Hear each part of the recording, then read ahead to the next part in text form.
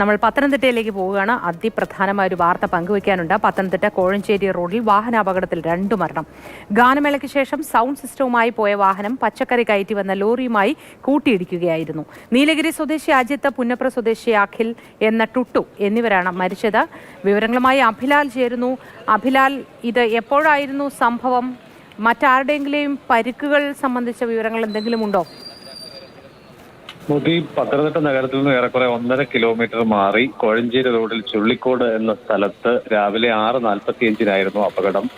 തമിഴ്നാട്ടിൽ നിന്നും പത്തനംതിട്ടയിലേക്ക് പച്ചക്കറിയുമായി വന്ന ലോറി എതിർ ദിശയിൽ, അതായത് ഏറെക്കുറെ ആലപ്പുഴ ഭാഗത്തേക്ക് പോയ പിക്കപ്പ് വാനുമായിട്ടാണ് കൂട്ടിയിടിച്ചത്. സീതത്തോട്ടിൽ ഒരു നാടൻ പാട്ട് പരിപാടി രാത്രിയിൽ അവതരിപ്പിച്ച ശേഷം അതിന്റെ ശബ്ദ സംവിധാനങ്ങളുമായി ആലപ്പുഴയിലേക്ക് പോയ പിക്കപ്പ് വാഹനമാണ് എതിർ ദിശയിൽ വന്നത്.